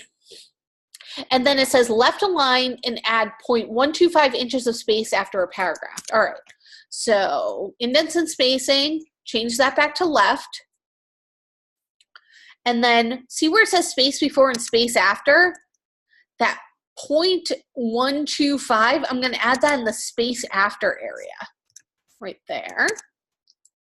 And then I want to align all lines to my baseline grid. So in my indents and spacing, same place, where it says align to grid, I'm going to say all lines. And then that should be it for that, and hit OK. Then we need a drop cap. So with body selected, I'm going to do a new one and double click and see how it says based on. I want to make sure it's based on the body. I'm going to name it drop cap because it needs to be the same as my body copy, but I'm just changing that drop cap to 3 lines and applying it to the first paragraph. So drop caps, 3 lines, and I'm only going to apply it to my first paragraph of text. Hit OK. Then my subheading needs to be Arial narrow bold as well. So I'm going to do a new paragraph style with double click. For this one, I'm going to base it off of my headline just to make my life easier. Rename it subheadline. And the reason why is I've already got Arial narrow bold selected there. I just need to change some of the other things. Like the 61 point type should be 14. And it doesn't say what my leading should be, so I'm going to leave it as a default. My tracking should be 10, just like it was with my headline. I need to be center aligned. So indents and spacing, center aligned, okay. I need 0.0625 inches of space, not after, but before. So I need to copy that and do space before. And then align to grid is none. I don't want to align it to my baseline grid. All right. And then I have bullets. All right. Whew. Hit OK on this one. New one. Double click. This one, see how it says same as my body copy? So where it says based on, change that back to body. And then go down to bullets and numbering. And list type should be bullets. So you want to tell it to be a bullet point. And then you're going to put 0.125 in the tab position.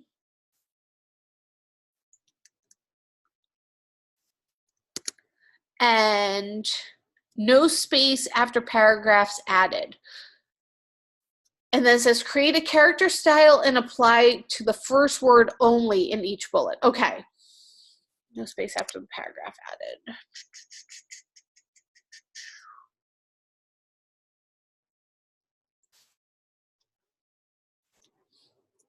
Oh, I forgot to rename this one. Bullets.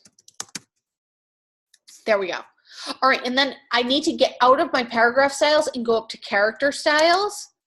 And I need to create a character style and place it to just the first word in each bullet. So it's going to be Times New Roman semi-bold, which if you don't have semi-bold on your machine, you can use regular bold.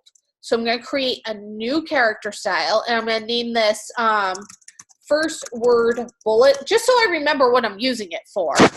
Under basic character formats, it's going to be Times New Roman. I don't think I have semi-bold, so I'm going to use regular bold. And it needs to be 10 over 14. 10 over 14 and leave everything else the same. And just hit OK.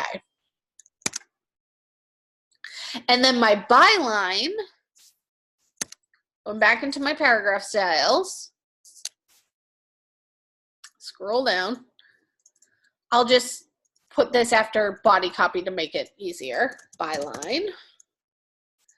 This needs to be Times New Roman italic, 8-point type. Leading doesn't matter. I'm just going to change it to auto. Under Indents and spacing. I need to take off all grids though and just do none and do right aligned and no space after. So just change that to 0.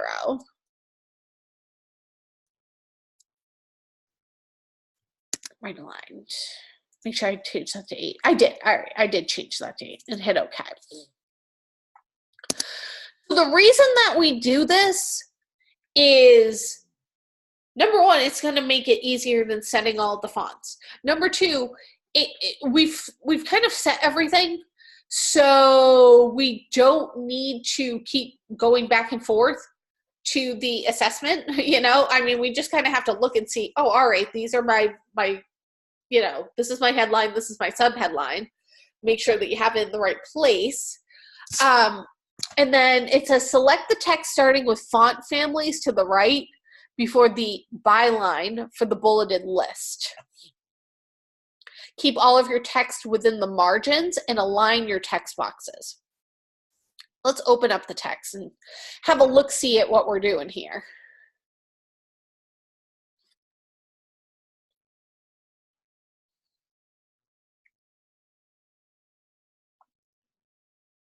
And you'll see how quick this goes once we set this all up. That's the beauty of setting it all up. So here's our headline. If you get confused and you're not sure what's what, the art of typesetting is a headline. So in Word, set it as a headline so you can see it.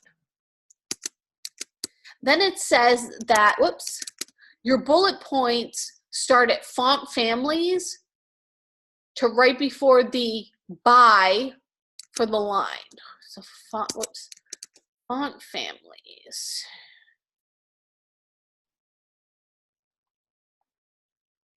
Right here. All right, so font family, font style, font size, leading, tracking, kerning, baseline grid, paragraph separations, line indent, drop caps, bullet lists, and then these are all of your bullets. Now, you can set it with a bullet in Word, and that will kind of, but it's going to add a double bullet when you copy and paste it in, just to let you know. So what I like to do is just increase the indent and move it over so I can see, oh, all right, that's where that starts. Now your subheadlines are right here. The setting type. So I'm going to set it as a smaller headline. Again, just so I have a visual of what I'm looking at here. And I apologize for all my coughing. And then this is my byline that I need. So I'm just going to set it in quote. Again, just so I can kind of see, oh, all right, that's that byline that I'm talking about. All right, let's draw some text boxes. Move my paragraph style over and my character style over, close them up for a second. So my headline, I'm going to run right across the top. And in paragraph style, I'm going to select headline, go over into Word, and I'm going to copy this, paste it in. Headline. Why? That's not right. I set that to Arial narrow bold, 60-point type. Why? Oh, I know why. See on my character style how I'm on first word bullet by accident? I need to change that to none. There we go. I'm like, I am not losing my mind, am I? Okay, I hate when I'm losing my mind. There we go. Headline. And it's clearly bigger than that. There we go. All right. The art of typesetting. Underneath, I'm going to draw a text box that goes from one column to the other and down. I'm going to make a copy of it and bring it over here. So I've got my two text boxes. And probably bring it up to this line. And I'm just going to copy and paste everything in from here all the way down to the bottom into my first text box. I'm going to set my paragraph style. It keeps defaulting to, I'm going to set it to body and paste everything in. Oh, and that character style, set it back to none. It's going to default to that first word bullet. You can see how it keeps doing it on mine. And what I want to do is I want this text box to flow up into this text box. So where I have that red box here, I'm going to click and I'm going to select it and click into here and move that over. But I also need to look and see, all right, what's what? I got to change some of this stuff. So setting type should be a subheadline right here. So I'm going to select setting type, go to my paragraph style, change that to subheadline. My first paragraph, need to move this over so I can see what I'm doing. My first paragraph, though, needs to have that drop cap. Let's set that to drop cap. Where are my other subheadlines? Basic adjustments, subheadline. And then these are my bullets right here. So I'm going to select these, change that to bullets.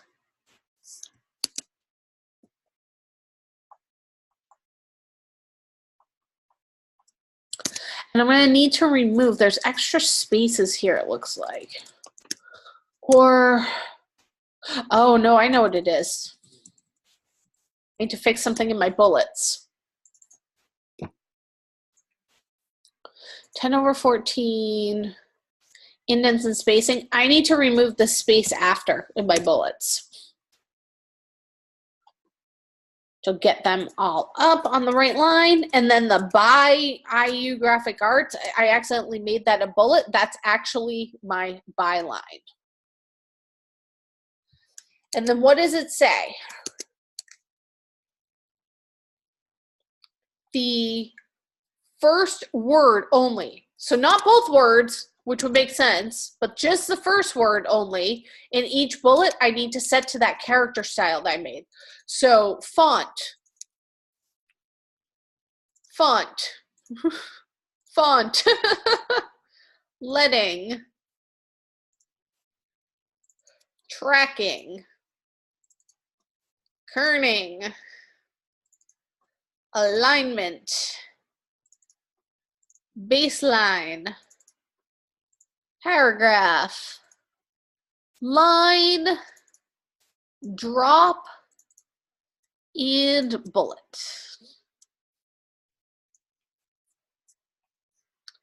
And honestly, it doesn't say to do by the IU Arts, Graphic Arts Department for this one.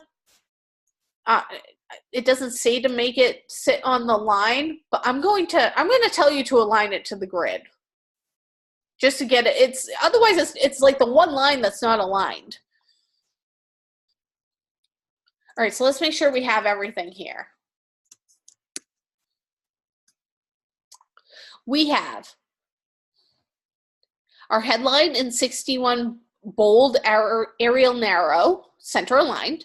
We have our body copy in Times New Roman, 10/14, left aligned, 0.125 inches of space afterwards, align all lines to the baseline grid, done. We have our drop cap applied to the first paragraph only, so the U is the drop cap. We have our subheadlines in Arial narrow bold, 14 point, tracking 10, center aligned, 0.0625 space inches before, not aligned to the baseline grid. Here's how you can tell setting isn't sitting on the grid, neither is basic adjustments. They're not sitting on that line. Then we have our bullets, the same as the body copy, the 0.125 in tab position, no space after paragraphs added. And I accidentally forgot to take that out. So that moved that up. And then the byline, Times New Roman, italic, 8 point, right aligned. And I added to put it on the baseline grid so it's lined up correctly. And then we selected from font families to right before the byline as our bullets. And we also have that first word only, not the first, not like the full hyphen or the full, you know, what, not how we would normally set it up, basically. So just the first word is bolded using that character style. So I'm going to save this, do a save as.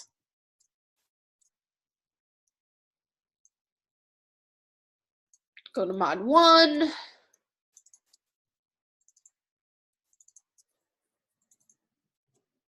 Grab my naming convention.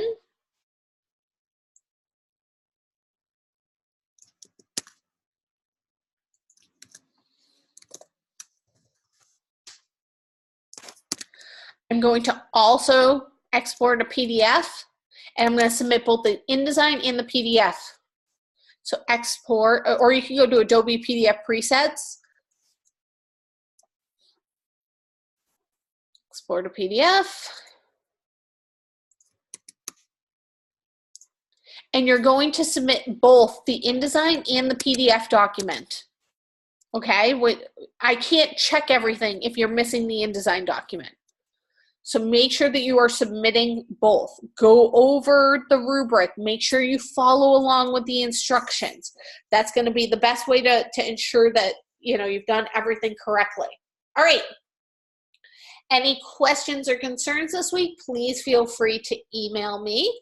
And again, have fun with your font faces. That's a fun assignment. You know, really have fun with it. Really push it. If I just see 2 dots for an eye and a nose and a mouth, you're not going to get a good grade. Really, really, you know, come up with a design, please, for this week. All right, I hope everybody has a great first week in our course, and I look forward to continuing on our little font journey together this mod. Have a great day, everyone.